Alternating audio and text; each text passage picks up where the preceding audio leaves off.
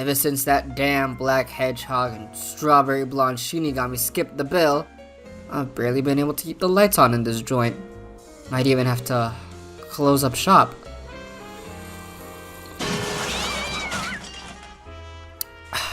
I got a letter in a bottle here for Mr. Nerd. That's Mr. Nerd, thank you. I don't know what I had for breakfast. Let's see here. Another bill, an eviction notice.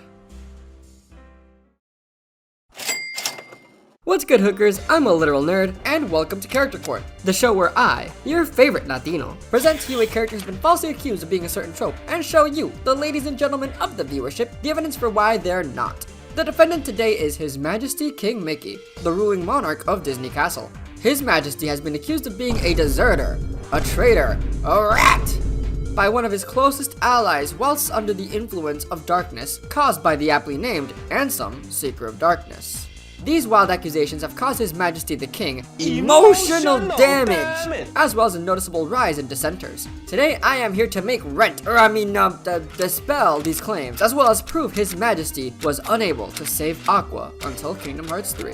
As per usual, I will only be using the canon material, so I will not be including the Kingdom Hearts manga. Another thing that I won't be using are meta reasons. We all know Kingdom Hearts wasn't the most planned out series, and this is seen through retcons, characters with amnesia, and characters who, frankly, have dumb reasons for not doing certain things. Got it? Good. Now, did somebody mention the door to darkness? Better ingredients, better pizza, better bitches, better money, my clothes better, my shoes better, I work harder. Fuck Little Caesars, fuck Domino's. While everyone knows who Mickey Mouse is, fewer know about his Kingdom Hearts counterpart. You see, Kingdom Hearts is a collaboration between Disney and Final Fantasy, where Disney movies take place in their own worlds. And Mickey himself is the ruling monarch of a little world known as Disney Castle, as well as a Keyblade Master. Keyblades are magical key-shaped weapons that are capable of a host of abilities, such as locking and unlocking almost anything. Their wielders are tasked with protecting these worlds from falling to darkness, something that is connected to King Mickey's Keyblade. The next is the plaintiff, Aqua. She is one of the three protagonists of the prequel game, Kingdom Hearts Birth by Sleep, who at the end of her game fell into the realm of darkness, a dark hellscape in the Kingdom Hearts universe. I don't want to go too much into detail, since we know that could take forever, but also because Kingdom Hearts is one of my favorite series, so I highly recommend you play it, especially if you like complex lore and deep characters. Now, on to the next chapter. You're too late. No! Before I can prove my client's innocence, I want you to take a look at the footage of the plaintiff making these false allegations towards His Majesty. You abandoned me, that's what. Left me in this shadow prison for more than a decade, knowing what it would do to me. I'm sorry. It's all my fault.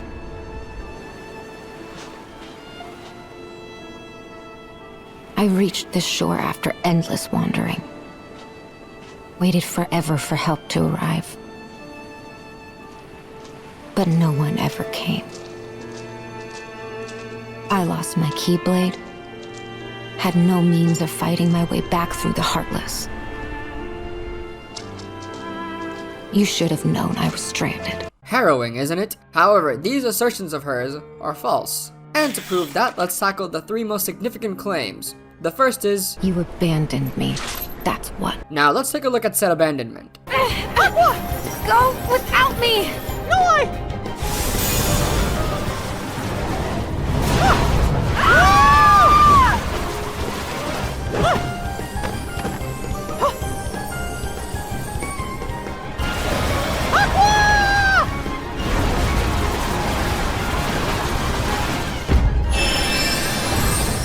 Go without me. As you can clearly see, not only was my client more than willing to help her, but the plaintiff herself even told him to leave her behind, so he and Riku could seal the door to darkness. Moreover, the door her and the demon tide went through disappeared, so there was no way His Majesty could follow her, even if he wanted to. The next claim the plaintiff makes is, I lost my Keyblade. my client is not all-seeing. He had no way of knowing Aqua had lost her Keyblade, since the last time he saw her, she was wielding it to fight the demon tide. While this isn't commonly mentioned by detractors, I thought I'd still mention it. The last and most significant claim is, Left me in this shadow prison for more than a decade, knowing what it would do to me.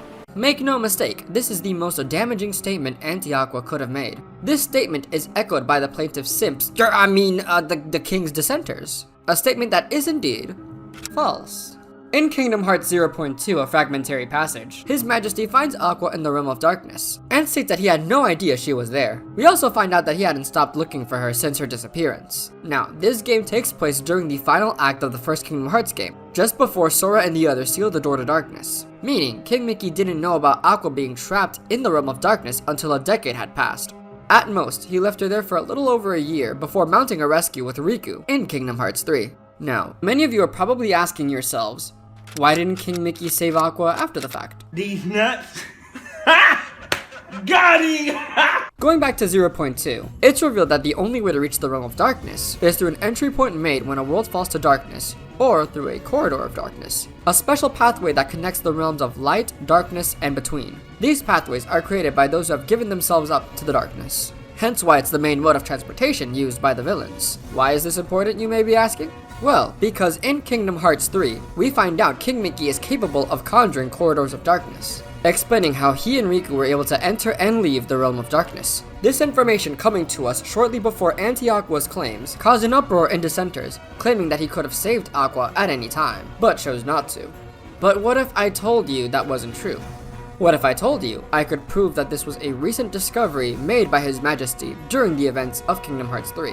Starting with Chain of Memories, King Mickey escaped the Realm of Darkness using a world card that appeared right in front of him. Damn, sorry you didn't get one, Aqua. Clearly, His Majesty did not possess the ability to summon a corridor of darkness, as not only did he require external help, but also would have done so much sooner in order to help out Riku. Now, we don't see much of His Majesty in Kingdom Hearts 358 over 2 days, as he is behind the scenes spying on Organization 13. So, we'll continue with Kingdom Hearts 2. Every corridor of darkness used by our heroes was summoned by either Riku, Axel, or Naminé. We never see King Mickey directly summon one on screen. Now, just because a character doesn't do something on screen doesn't make them incapable of doing said action. However, after Sora and Riku defeat Xemnas for the second time, Riku tries to open a corridor of darkness to escape the world that never was, but is unable to. Donald then asks His Majesty about how they're going to get out of there, to which Mickey responds with, Were he able to summon a corridor of darkness, he would have done so, but instead, Naminé had to step in to help them. Some people interpret King Mickey to be the one to save Kairi from Axel in Destiny Islands, because Pluto was there, but as you can see, the only logical answer would be Riku. Hell, we even see him in the very next cutscene with Kairi.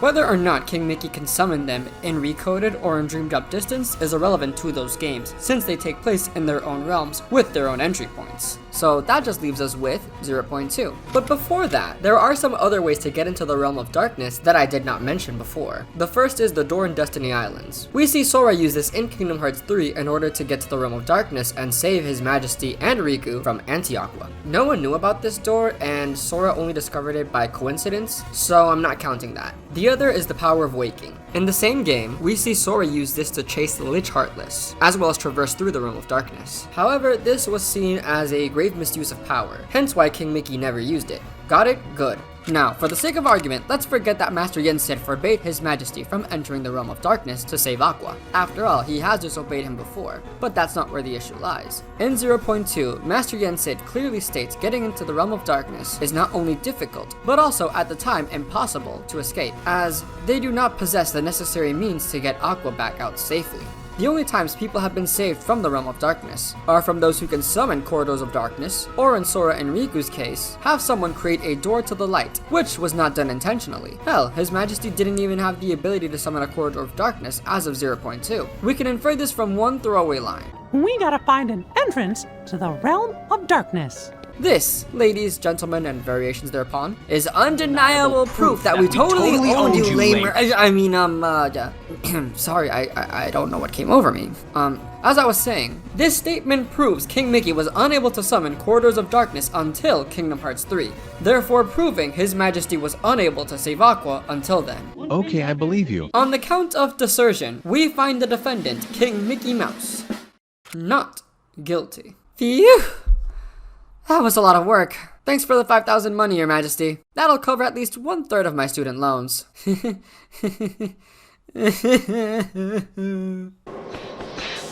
No. Huh?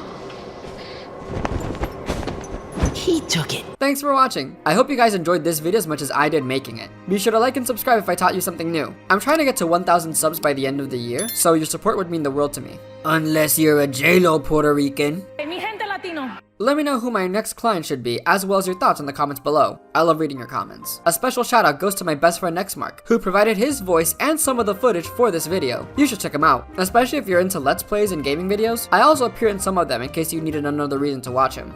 Now, for my next video, I'll be putting a certain ex-girlfriend on trial. Can you guess who it is?